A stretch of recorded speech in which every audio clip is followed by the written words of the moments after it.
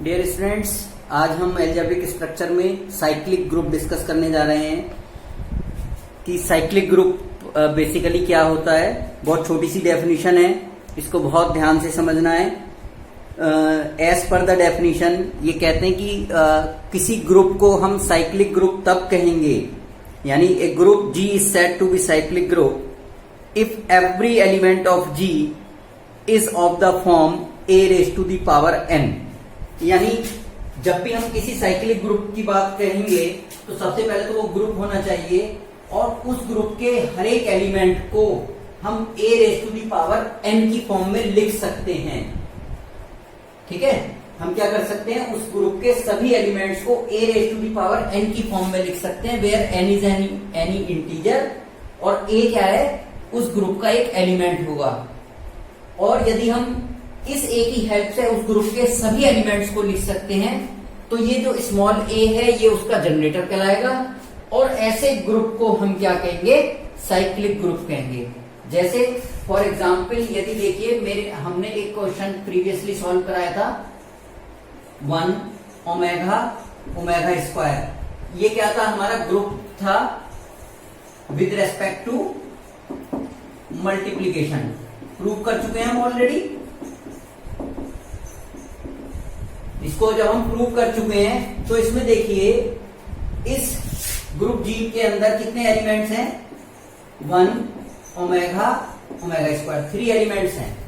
ठीक है, अब आप देखिए ओमेगा की हेल्प से हम क्या कर सकते हैं, ओमेगा इज इक्वल टू, यानी ओमेगा की power 1 is equal to omega की power 2 is equal to omega square और ओमेगा की पावर 3 इज इक्वल टू 1। तो देखिए इस ओमेगा की हेल्प से, किसकी, इस ओमेगा की हेल्प से हमने ओमेगा भी जनरेट किया, ओमेगा स्क्वायर भी बनाया और 1 भी बनाया।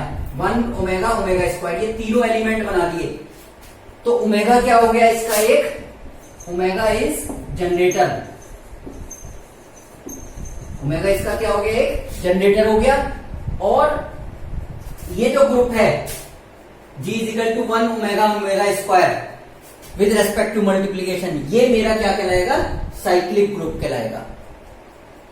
बात समझ में आ रही है? एक बार फिर बता देता हूं, किसी भी ग्रुप को साइक्लिक ग्रुप तब कहते हैं जब उस ग्रुप के हर एक एलिमेंट को हम a raise to the power n की फॉर्म में रिप्रेजेंट कर सकें, where small a belongs to G, where small a belongs to G and n is any integer.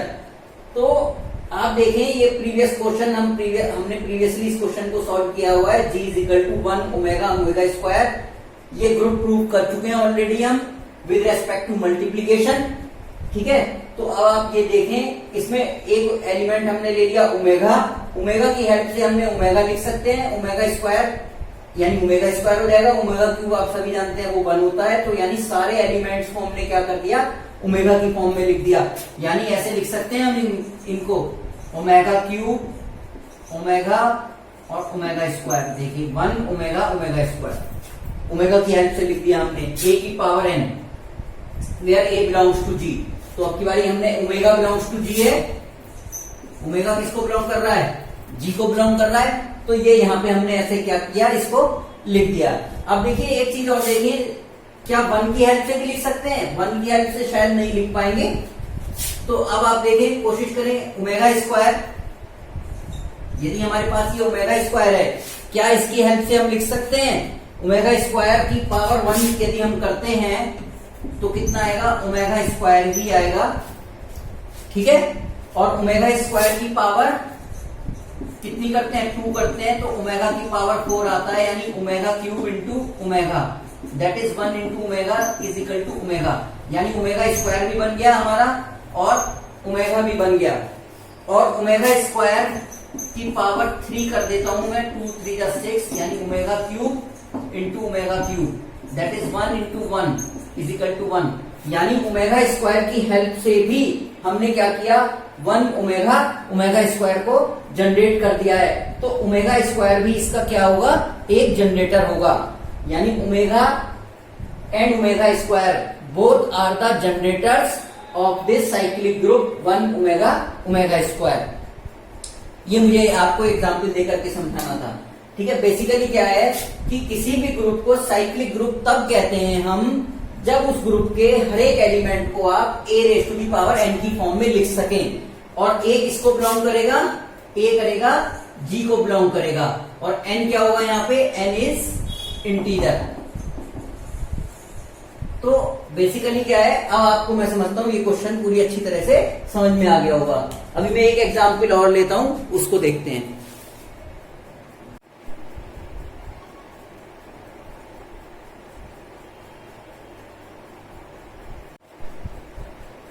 अब देखिए नेक्स्ट एग्जाम्पल लेते हैं साइक्लिक ग्रुप का। हमने पहले भी एक प्रूव किया है।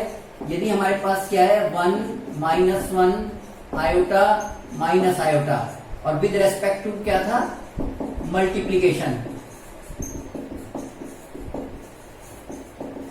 हम क्या कर चुके हैं ऑलरेडी, इसको क्या कर चुके हैं, ग्रुप प्रूव कर चुके हैं। 1 -1 आयोटा माइनस आयोटा को क्या कर चुके हैं, ग्रुप प्रूव कर चुके हैं विद रेस्पेक्ट टू मल्टीप्लीकेशन। अब हमें ये देखना है कि क्या ये ग्रुप G साइक्लिक ग्रुप है या नहीं। तो साइक्लिक ग्रुप समझने के लिए, होने के लिए इस सेट G के हर एक एलिमेंट को हमें a⁴n की फॉर्म में रिप्रेजेंट करना पड़ेगा, where a belongs to G। तो अब आप देखें, यदि हम कहते हैं, सपोज कीजिए I बिलोंग्स टू G, यदि हम यहाँ पे कहते हैं आयोटा, I नहीं कहेंगे आयोटा कहेंगे, आयोटा बिलोंग्स टू G। ठीक है, तो आयोटा बिलोंग्स टू G है, तो क्या आयोटा की पावर 1 लिखते हैं तो क्या मिलता है हमें, आयोटा। आयोटा की पावर 2 लिखते हैं तो iota square is -1।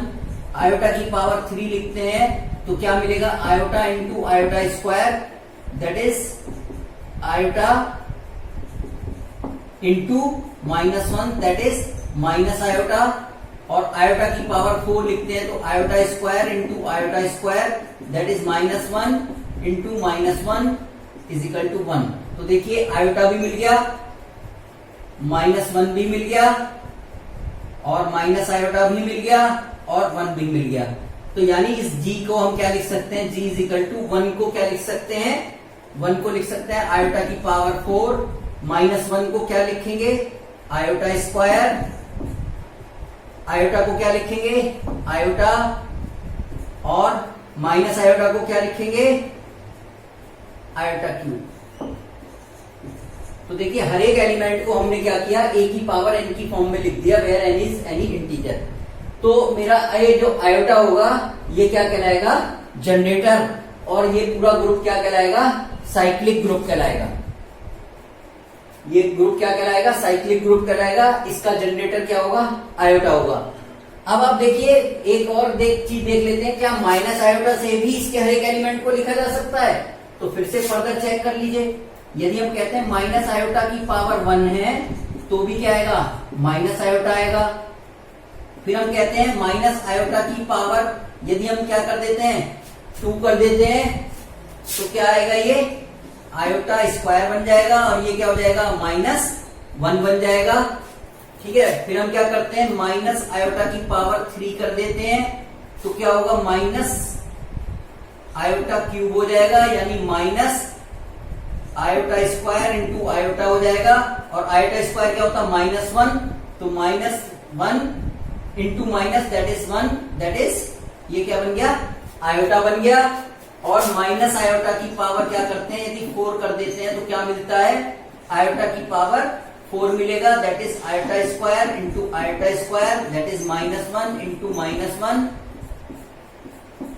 Is equal to 1। तो देखिए यहाँ पे माइनस आयोटा भी मिल गया मुझे, ठीक है, -1 भी मिल गया, +1 भी मिल गया, और मुझे आयोटा भी मिल गया। तो यानी इस G के हर एक एलिमेंट को मैं माइनस आयोटा की फॉर्म में क्या लिख सकता हूं, 1 को क्या लिख सकता हूं, माइनस आयोटा की पावर 4, ठीक है। -1 को क्या लिख सकता हूं, -1 को लिख सकता हूं माइनस आयोटा का स्क्वायर, ठीक है।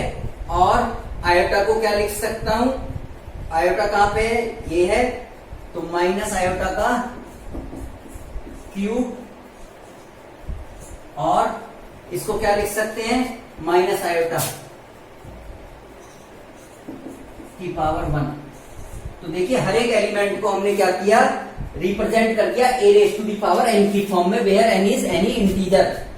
ठीक है, तो इसके भी दो जनरेटर यहां पे हो गए हैं। वो कौन कौन से हो गए हैं? एक आयोटा और दूसरा माइनस आयोटा। मैं समझता हूं कि साइक्लिक ग्रुप का यहां पे कॉन्सेप्ट आपको बहुत अच्छी तरह से समझ में आ गया होगा।